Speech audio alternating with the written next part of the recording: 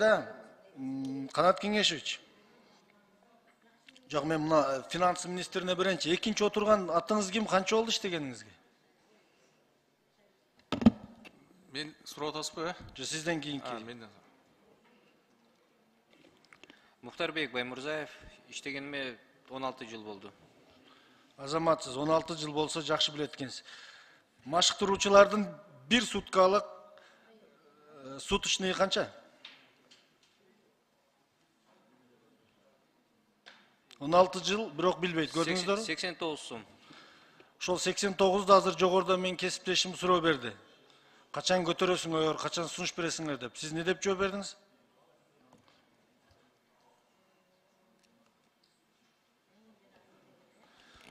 Урсат берсеңіз, мен айтып қойып. Урсат бербеймін сізге. Мен тегі сұрауға жауап берсін адан кейін берем сізге. Шайлы Карабекеш, мен жана жауап... Сіз жауап бергенде мен жазып алдым. Қандып жауап бергеніңізді оқып қойын. Ошонун үстүнөн иштеп жатабыз дедиңиз. Кантип иштеп атасыз? Азыркы убакта ушул жанагы 7-токтомдо белгиленген норма питаниялар боюнча иштөө жүрүп жатат. Расчетторду жасап атабыз. Анткени ал жерде не только спорт машыктыруучулар боюнча нормалар эмес, ал жерде ушул бүт эле социалдык тармакта Сіз социалдық мен спорт тренерлерінің bir күндік 83 сомду жөнүндө жооп бериңиз. Жок. Шайлы Карабекович, азыр биз комплекстүү дегенде ошо 7-токтомду комплекстүү карап атабыз. Анткени ал жерде бир гана спорт эмес, социалдык тармактар боюнча нормалар белгиленген да. Социалдык, маданий, этникалык деп жүрө бергиле. Силер эч нерсенин үстүнөн иштеген жоксуз. Эч нерсенин үстүнөн иштеген жоксуз, иштегенге ниетиңиз дагы жок сиздин. Эмнеге билесиздерби? Спортту өгөйлөп, финанс министрлиги көнүп калгансыздар. Спортто ошол тамак ашын, витамин, дары-дармекти көтөргүлө деп атса, ар дайым өгөйлөп келесиңер. Мына кесиптештердин бардыгы туура айтат. Алар травма алып атат.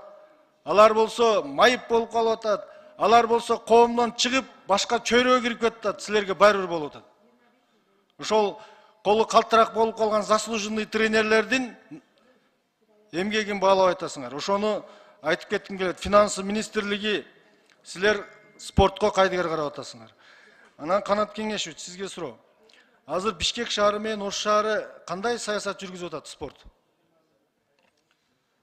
Бишкек шаары менен Ош шаары өзүнчө, азыр биздин карамагыбызда эмес, өзүлөрүнчө саясат жүргүзүп атат. Кандай эң чоң борбор шаарыбыз Бишкектин спортчулары сизге карабай саясат жүргүзөт? Ош шаары дагы карабайт. Сиз анда кимди карайсыз анда? Бишкек менен Ошту карабасаңыз. Биздин өзүбүздүн дирекцияларды, анан спорт мектептерди карайбыз. Көрдүңүзбү? Урматтуу Канат Кеңешевич, сиз азыр Шайырбек Кыдыршаевич туура айтты. Бир спорт саясаты жүрүш керек Кыргызстанда. Бишкек менен Ош мага карабайт дегениңиз бул өзү абдан кооптуу нерсе. Акчасы, финансирование карабаса дагы башкаруу саясатын өзүңүзгө алсаңыз болмок. Сиз 2 ай мурун жакшы дух менен келет бардыңыз беле? Спортты өзүнчө бөлөбүз, агенттик кылабыз, комитет кылабыз деп. Эми сизди бирден чакырып атып иштеп койгон окшойт. Мына кече биз жогорку кеңеште чоң жыйын кылганда Акылбек Үсөнбекович катышты. Урматтуу Алмаз Акунжанович, спортты өзүнчө агенттик кылгыла деп. Жыйындар болуп атат. Мына алдыңыздагы жигитти дагы духун өчүрүп атыпсыңар. Спорт өзүнчө болмоюнча өнүкпөйт. Кандай дейсиз, Алмаз Акунжанович? Кандай иш кетип атат ушул боюнча? Жогорку кеңештин токтому бар эле. Өзүңүз билгенде ошол өткөндө Акылбек Үсөнбекович өзү келип, вице-премьер менен чогуу келип, жогорку кеңештин токтому кабыл алынган өзүнчө, анан өзүңүзгө белгилүү болгондой, аткаруу бийлигинде структураны президент чечет, ошондуктан ал кишинин ыйгарым укугуна кирет да. Официалдуу түрдө буга биз жооп беребиз сиздерге. Канат Кеңеш, азыр ушул кетиште сиз 30 лицензия ала аласызбы? 1,5 жыл калды. Ушул система менен спорттобу? Аракет кылабыз.